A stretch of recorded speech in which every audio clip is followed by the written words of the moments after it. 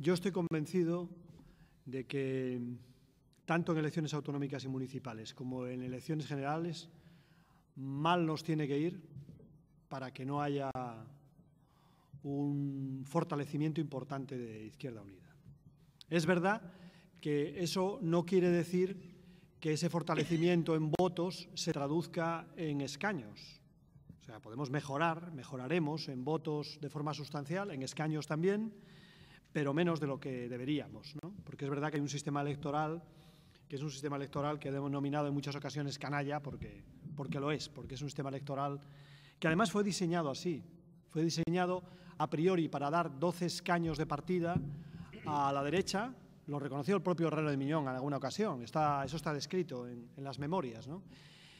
Que da 12 escaños a la derecha en zonas poco pobladas y luego, además, que discrimina claramente a la tercera fuerza política, que era entonces el PC y luego Izquierda Unida, ¿no? Se plantea que esa fuerza política pues, cada vez va a tener más dificultades para obtener escaños. Y ahí quiero explicar, porque siempre se dice, bueno, pero alguna vez tuvimos muchos y ahora tenemos menos, ¿no? Hay un mecanismo que no está en la ley electoral porque se llama la gota malaya. Y la gota malaya es que hay gente ahora, gente que vota, gente joven, que por ejemplo es más susceptible de votar a la izquierda que a la derecha, que no tiene en su cultura ni en su memoria que nunca haya habido un cargo público en esa zona, un diputado en esa zona de Izquierda Unida. Y eso es fundamental, porque eso significa que en sus opciones electorales no existen. Eso es la gota malaya, eso es que no solamente hay que tener un sistema electoral justo, sino una cultura electoral pluralista. Y eso en este país no existe porque digamos, la cultura y luego los medios de comunicación son medios de comunicación alineados con posiciones políticas mayoritarias. No veréis, o muy de forma reducida, medios de comunicación en posiciones políticas alternativas o en posiciones políticas cercanas a las nuestras. Bueno, nosotros en la legislatura en que salió derrotado Aznar, bueno, terminó la legislatura de Aznar y salió elegido por mayoría Zapatero, nosotros comprometimos con el Gobierno, porque era lo que podíamos conseguir. Nosotros no éramos decisivos en la investidura del presidente, no éramos decisivos en ese momento, ¿no? Es decir, si hubiéramos tenido pues, un mayor número de diputados, quizás en vez de crear una comisión para reforma electoral, hubiéramos dicho programa encima de la mesa y o hay reforma electoral o nada, ¿no? Pero realmente además eso no se produce en nuestro país, porque otra cosa que nunca se reflexiona es no solamente que tenemos un sistema electoral que discrimina a la tercera fuerza política del país, es que tenemos un sistema político que permite a un gobierno en minoría gobernar como si estuviera en mayoría. De hecho, ningún gobierno en este país en minoría ha llegado a acuerdos firmes, acuerdos de coalición con ninguna minoría.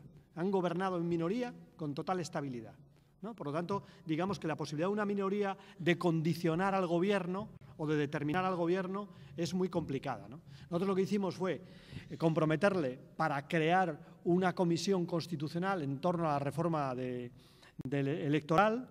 Pedimos un informe al Consejo de Estado que nos dio la razón. El informe del Consejo de Estado da desde la A a la Z la razón a Izquierda Unida. Dice que hay que modificar el número de diputados, hay que modificar la ley DONT y hay que modificar el mínimo por provincia. Y con ese mecanismo, Izquierda Unida pasa, por ejemplo, de los dos, que era una iniciativa, ¿no?, de los dos actuales a 10-12, ¿no?, y de los 5 de entonces pues a 14 o 16, depende de la circunscripción, ¿no?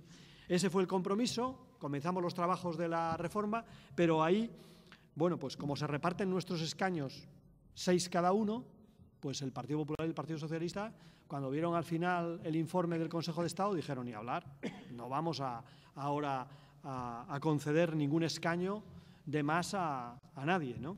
Y luego los partidos nacionalistas han sido totalmente beligerantes con respecto a Izquierda Unida. ¿Por qué? Porque eso les permite a ellos seguir jugando, ¿no?, en la vida política del país, ¿no? Es decir, que Convergencia y Unión parezca que pinta mucho y el señor Durán es un hombre de Estado, pues tiene menos votos que Izquierda Unida. Y nosotros parecemos allí pues unos ratones y ellos los gatos, ¿no? Pues no es así. Ellos son, si acaso, en relación a nosotros, los ratones, nosotros seríamos el gato, pero el sistema electoral nos filtra y nos deja en una situación complicada. Yo creo que ese tema es un tema que hay que continuar planteando, que hay que continuar articulando posiciones sobre eso y movilización sobre eso, pero es un tema muy difícil para con los partidos mayoritarios, para con el Partido Popular y el Partido Socialista. De hecho, España en estos momentos es uno de los países más bipartidistas de Europa. Somos más bipartidistas que Inglaterra. Inglaterra concentra en los partidos mayoritarios en torno al 70% de los escaños. Nosotros concentramos en los partidos mayoritarios el 92% de los escaños y no es el 92% del voto.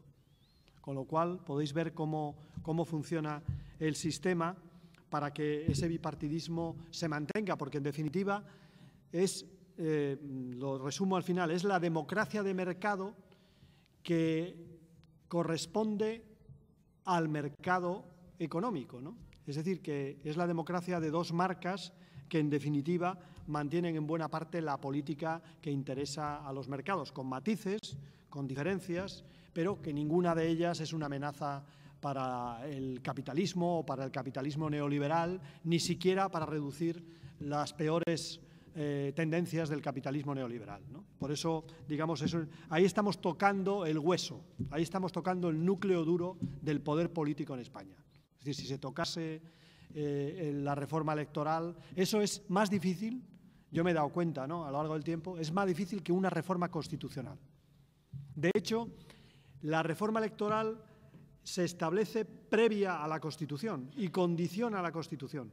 Es decir, luego se transforma de un decreto en una ley, pero inicialmente hay una negociación preconstitucional para ver cómo se reparte el poder político y luego se traslada a la Constitución. En las memorias de Soletura, dice Soletura que le fue más difícil admitir la ley electoral que la corona. Porque decía, la ley electoral es la condena de muerte para la tercera fuerza política del país. Eso lo decía Soletura cuando estaba él en la Comisión Constitucional. Y tenía bastante razón, y algún catedrático de Columbia que hace estudios electorales habla de España y de Izquierda Unida como el milagro de Izquierda Unida. Dice, la cuestión no es por qué Izquierda Unida tiene pocos escaños, la cuestión es por qué el milagro de que Izquierda Unida se mantenga con escaños. Es lo que dice este profesor.